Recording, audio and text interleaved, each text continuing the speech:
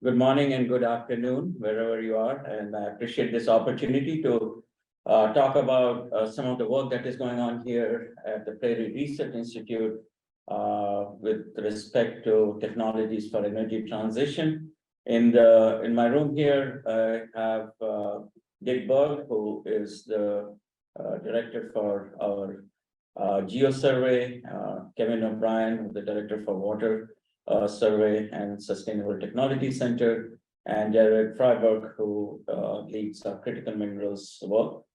And so as we go through, and if you have questions, or I might ask my colleagues to join in to provide some of the details associated with something that I'm going to talk about. What I'll do is maybe take a few minutes to introduce Prairie Research Institute to the audience here who may not be familiar with what is going on, and then we'll talk about a couple of the frontier areas with respect to energy transition. So the Prairie Research Institute is one of 10 institutes at the University of Illinois campus. We're a large institute, and we form part of a large ecosystem that is associated with interdisciplinary research, engaging across departments and colleges within our campus. And so together these research institutes are established to look at interdisciplinary issues, broad range of questions that cut across academic departments. And so Prairie Research Institute, as the name implies, Illinois is called the Prairie State. It has a long history. So if you look at the geologic history in which we are situated, we have had glacial episodes through time. And so the landscape is shaped by the history of glacial episodes. And associated with the glacial episodes, I mean, this place has gone through climate change over a period of time. The last glacial maximum was about 12,000 years ago. And since then, it took about 4,000 years before the prairie ecosystem was established. So that has been in existence for about 8,000 years, and that has shaped the way people have lived in this landscape, the way we utilize our resources, the natural resources.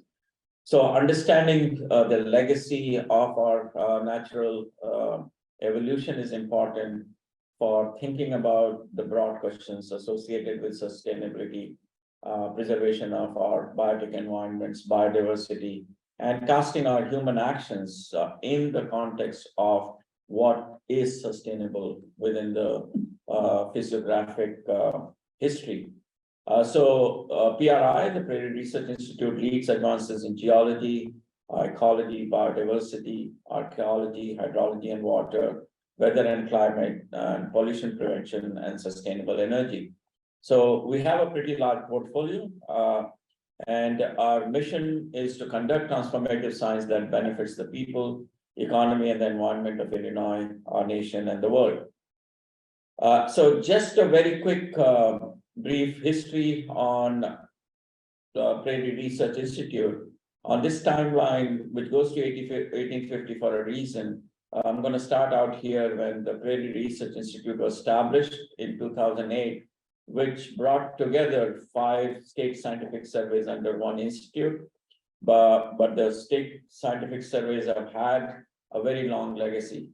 Illinois State Geological Survey was founded in 1851, went out of existence in 1875, but came in back in 1905 and has been in existence since then. Illinois State Natural History Survey was founded in 1858. So the Geo Survey was founded to provide discovery of natural resources, mapping, basically to provide these information to sustain economic growth as the European settlement was happening in the state. The Natural History Survey was established to protect against agricultural pests, as agriculture was expanding in the 1800s, as well as study biodiversity. And then the Water Survey came into existence in 1895. to look at issues pertaining to waterborne diseases, and since then has been looking into climate and water resource questions.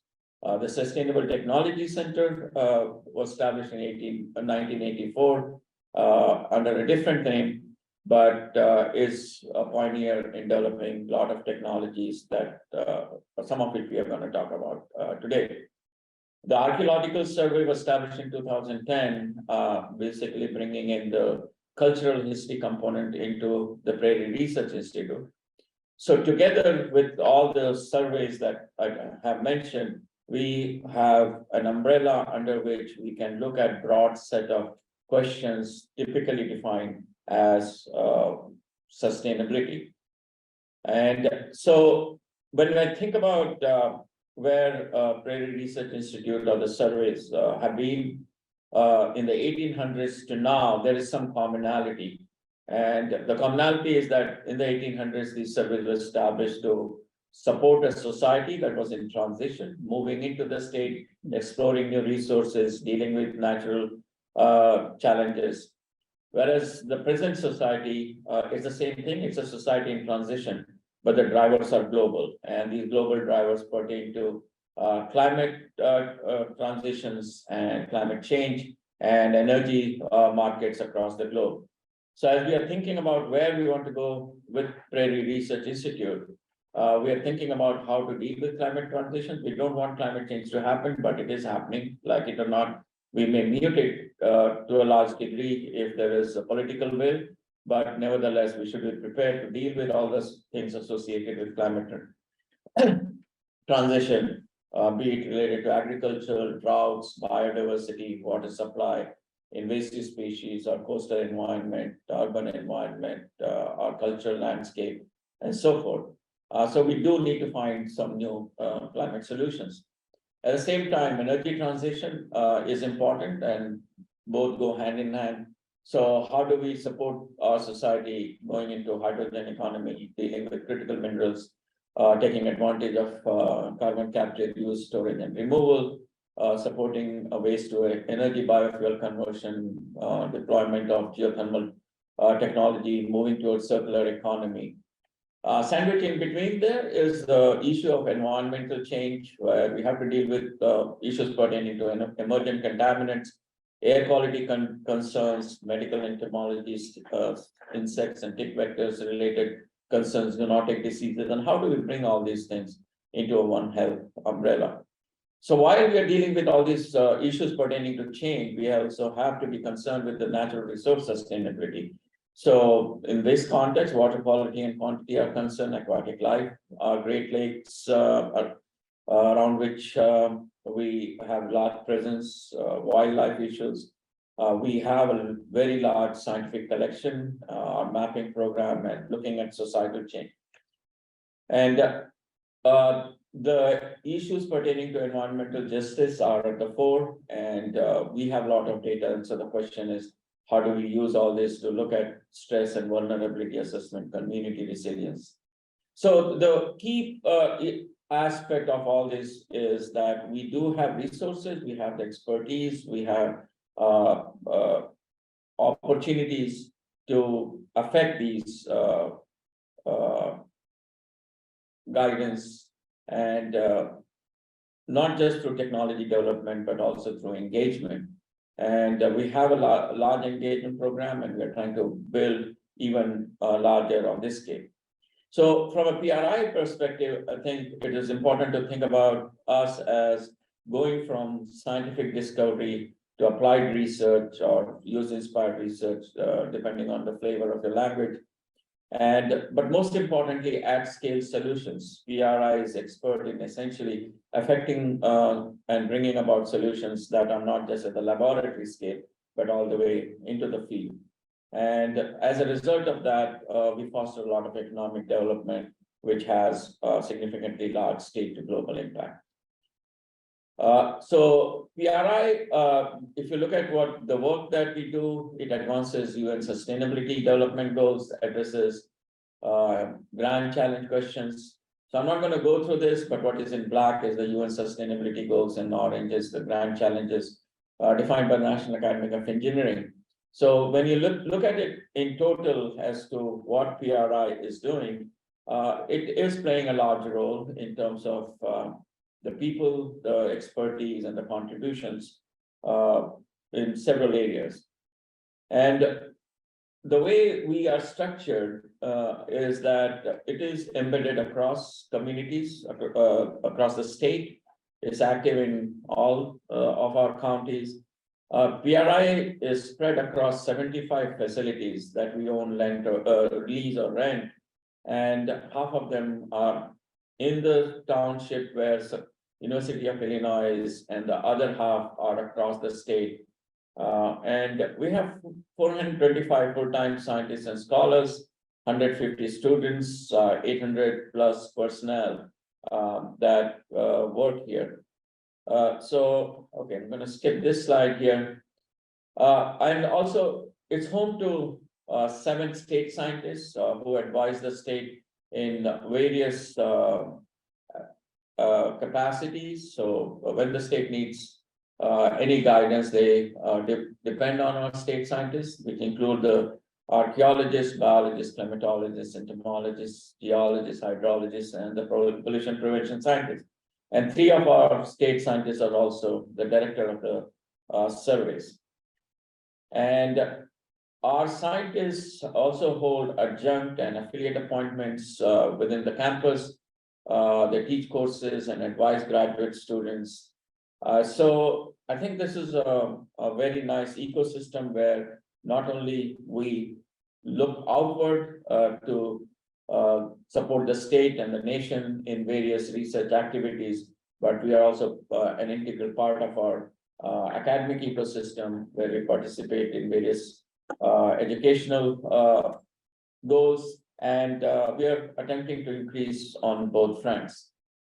So one of the things that we are looking forward is some frontier research areas, and decarbonizing the economy and energy transition fall right in that space. I'm not going to talk about One Health and Climate Solutions, but I'm going to discuss as a goal of this presentation is to look at these energy transition technologies. So we're going to start with decarbonizing the economy. So we have a very large group of people, over 30 at the GeoSurveys and several more at the Sustainable Technology Center, who are looking extensively at carbon management and renewal. So this is pertaining to capturing of carbon, sequestering it for long-term storage, permanent storage through injection into the deep ground. So if you think about how we do that, the Illinois geology is ideally suited for it. I'm going to describe that in a second. But this injection of CO2 goes several kilometers deep, about 5 to 6 kilometers deep, and as it's basically stored in as a supercritical fluid.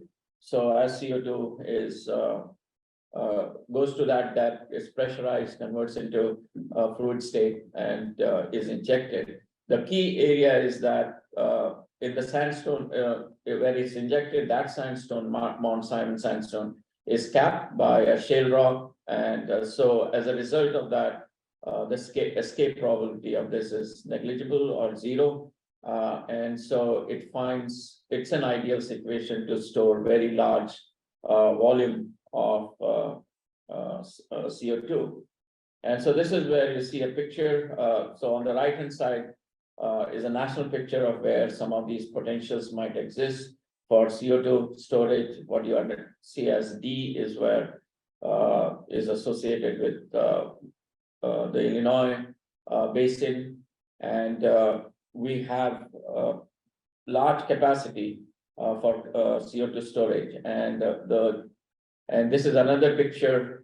So the state here in the middle is Illinois, and we have been working in this area. The GeoSurvey scientists have been working in this area for over 20 years to develop the technologies, certain how carbon capture, carbon storage can be affected in this particular geology. So this is an example. I inserted myself in the figure because I was visiting. And there, so in this site at the ADM facility in Decatur, Archidon and Midlands, they've stored over phase one was 1 million metric ton of CO2 was stored over 3 years. And in the current phase, they have stored around 3 million metric tons. The goal is to go for 3 million metric tons per year. So, as I said, for about 17 to 20 years, the Geo Survey has completed projects of over 100 million, brought the technology to a stage where this can be done reliably and effectively. And there is a very active group of over 30 people working in this area. And this is a picture of our Secretary of Energy visiting the facility, looking at carbon capture, which I'm going to talk about, and then go into which can then be stored. So the carbon capture comes in various flavors. We have active projects on direct air carbon capture, which removes CO2 from the ambient atmosphere. So this is another approach to managing CO2.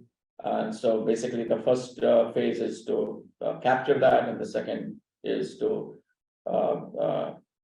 take and make use of that carbon. So this is in an early stage. So ISTC, Illinois State Sustainable Technology Center, has completed projects worth over $4 million, but there are very large number of active projects that is going on in here. So this is another area of expertise for Prairie Research Institute. And as this map shows, our team leads a project associated with carbon capture across not just Illinois, but across the nation. So there are several projects that are already going on, and there are several others under review for deployment in other places. And so it is important for us to think about why these projects are important. So at present, if you want to draw down our traditional technologies that are associated with greenhouse gas emission technologies, as we go forward over to 2050, that gap has to be met by various other technologies.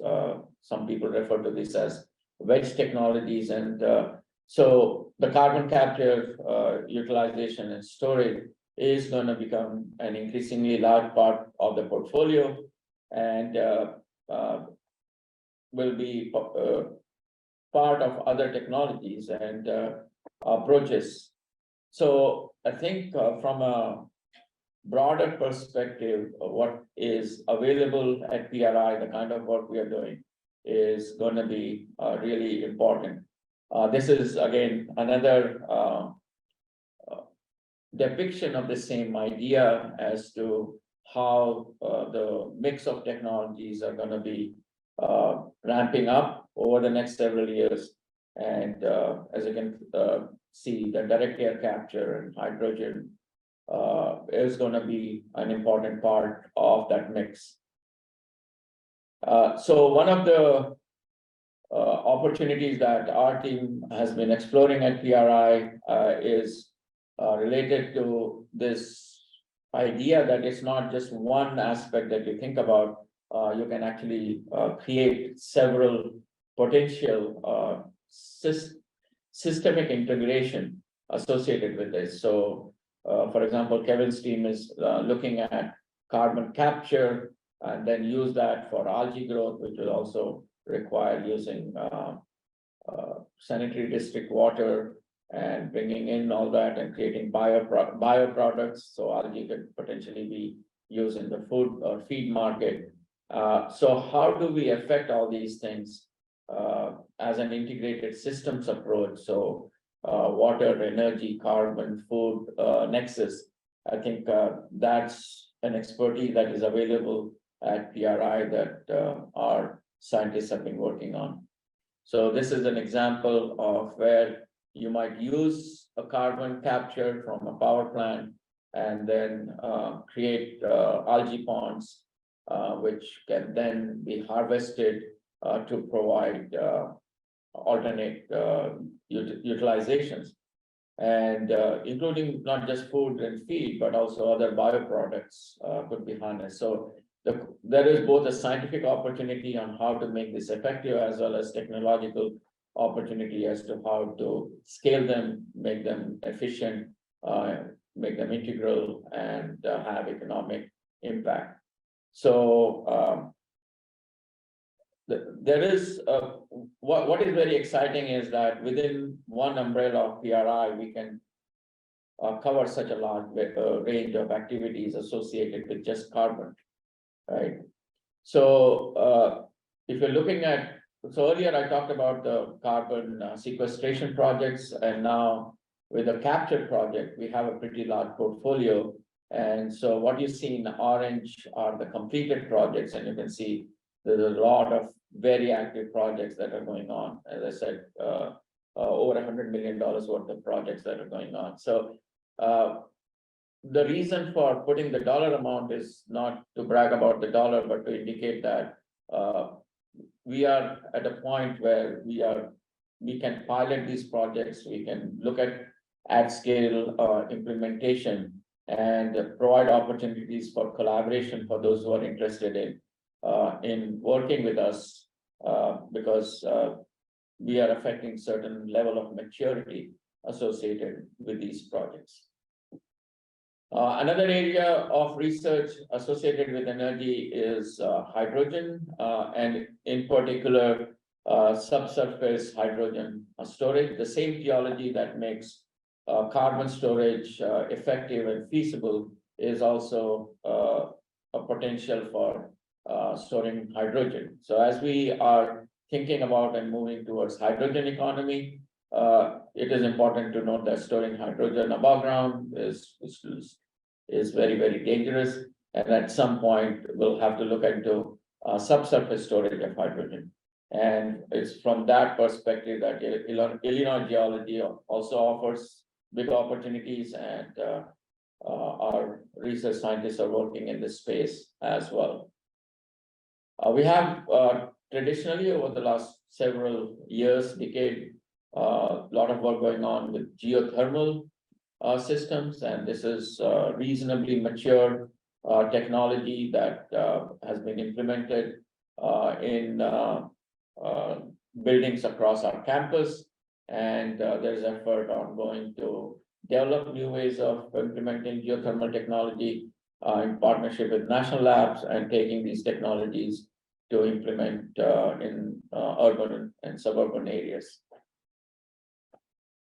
So while we have talked about this idea of decarbonizing the economy, there is also need to understand that as we transition to new energy sources such as solar and wind, it doesn't happen in a vacuum. There is a need for utilization of minerals, which are called critical minerals. And the term critical minerals refers to minerals that who have the supply chain that is vulnerable to disruption, right? And within the critical mineral space, which is highlighted in black in that periodic table, there is a small component which is called the rare earth elements. And within the rare earth, the left side of that rare earth is what is called the light rare earth. And on the right side, you have the 7 heavy rare earth. And Illinois is particularly rich in the heavy rare earth element space. And there is a lot of work that has been going on for a few years now in looking at bringing this opportunity out into an economic realm. So just a little bit of a background on this critical minerals, as the red indicates, that's a space which has been dominated by China, given the present geopolitical situation. A lot of the countries are becoming independent, and it's important to do so. And I think from the perspective of the European and the American markets and other markets, I think there is a need to explore this more in there.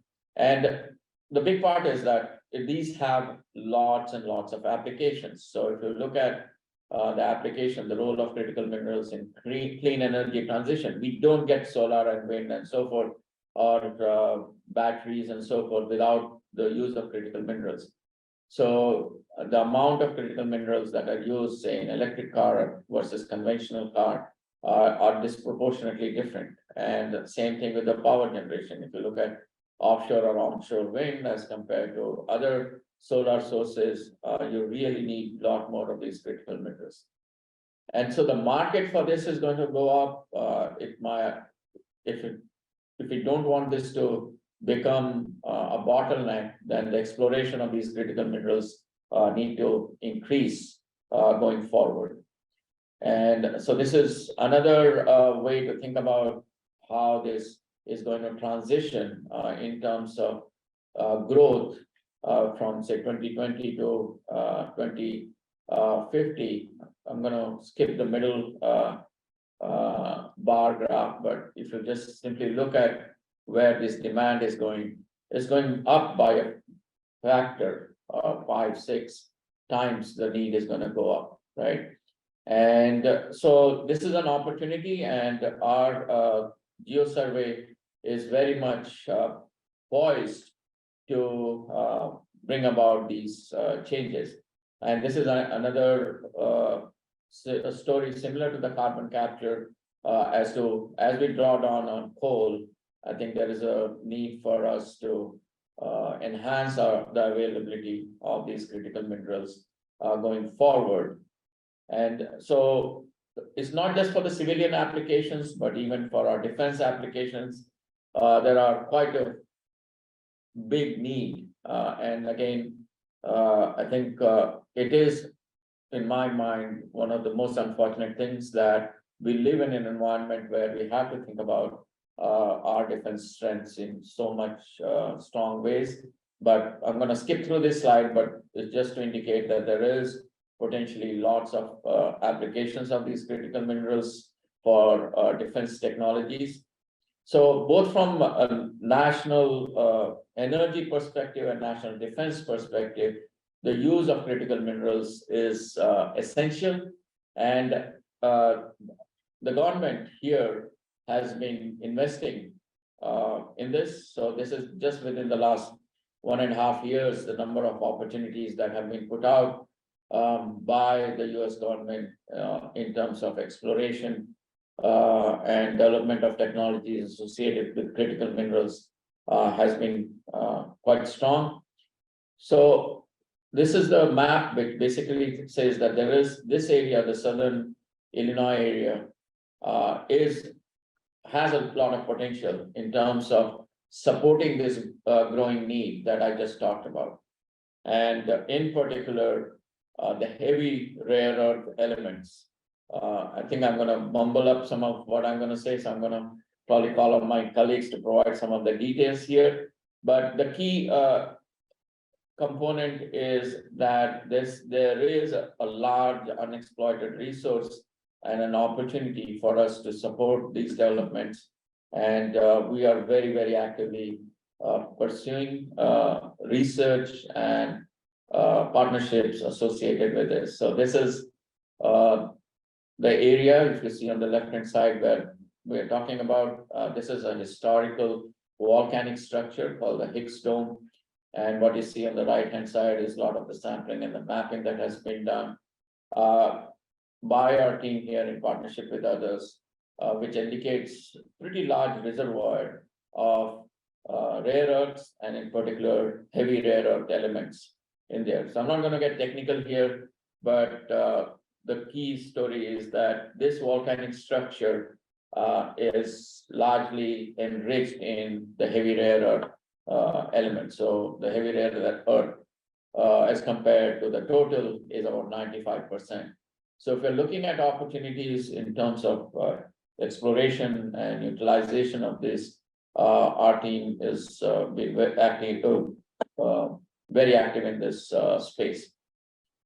So what are the different research that is going on? Essentially, our goal is to create, maintain, and protect and expand the domestic industrial base capabilities using these rare earth elements, encourage exploration and development of these resources, and contribute to establishing or reestablishing the domestic supply for this critical material that is absolutely essential for the economic growth going forward. And if we are to achieve our goals of green technologies, then this resource is essential. So, I mean, this is a non-trivial exercise. It requires large drilling and exploration, seismic acquisition, and also we are pursuing these opportunities. I'm not gonna get into these details, but we just wanted to say that this is a very, very active area of research for PRI. And so another area of research is rare earth elements in coal and coal byproducts. And so as the graphics indicates, there is a range of amounts of rare earth elements available with respect to various coal outputs, fly ash, waste coal, raw coal, and so forth. And on the right-hand side, you see that basically indication that the Geo Survey has been funded various projects in this space, which attempt to look at opportunities associated with rare earth elements under coal. Another area is also basically development of coal-based carbon nanomaterials. So there is another project that is going on in saying how can we use coal to develop materials like graphene or graphene-like materials, which may provide the necessary capacity for, again, the green technologies and what we need. So I like this graphic. This is not our own, but it tends to illustrate that coal is not just a source of energy, but also provides opportunity to extract various materials that are economically valuable. And a lot of what's going on at PRI falls into this space. So there is a lot of work that is going on in here. I like this phrase, finding use for every molecule that is mined. And so the question is, how can we affect this approach in a sustainable manner? So if you look at our project portfolio, we have 404 completed projects. There are 9 active projects. There are 3 pending proposals and some very active, which I probably don't even know about, that are in the pipeline. And so this is an area that has been active over the last 4 or 5 years. So these are some projects that have been completed since 2019. There are a few which are active, as you can see in looking at various opportunities and how we might basically help us achieve, by us, I mean, our civilization or society in exploiting these technologies in there. So these are some of the pending proposals, and as the opportunity arises, we are working on a few others. So one of our goals is to establish Illinois as a center for critical minerals advancement. And given that we have a lot of expertise in exploration and characterization of critical minerals, particularly the heavy rare earth components, we want to be able to bring researchers and engineers and scientists all together under a common umbrella to look at the entire life cycle approach for associated with critical minerals, look at development of new materials, new applications, and workforce training, and essentially contribute to the economic development. So that's what I have in terms of our energy transition. I want to take just a couple of minutes more to talk about some of the broader opportunities we pursue. We are part of our university ecosystem, but we, as an institute which is sufficiently large, we engage with various organizations. So we have deep engagement with our state and local government agencies, stakeholder groups, industrial partners. By the time we put this list together, I mean, it's a pretty long list, as well as federal partners, right? So we have experience working with various sectors, and it is important if you want to have an impact on our economy and bring about the transitions associated with energy and decarbonizing that we see. We also aim to create the pipeline of people interested in these things from very early age. So we have something called a traveling science center, which is here on the picture on the left-hand side, where this goes to different schools and gets kids excited about various activities associated with natural resources, and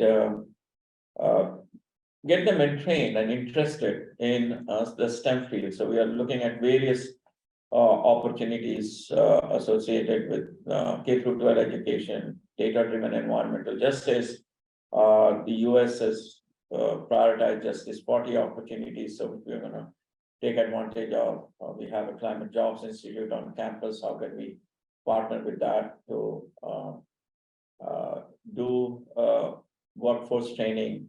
And we have partnership with community colleges, which you can expand. So we're looking into these spaces. So with that, thank you very much. And I have people in our room to answer any technical questions or any other questions that you may have.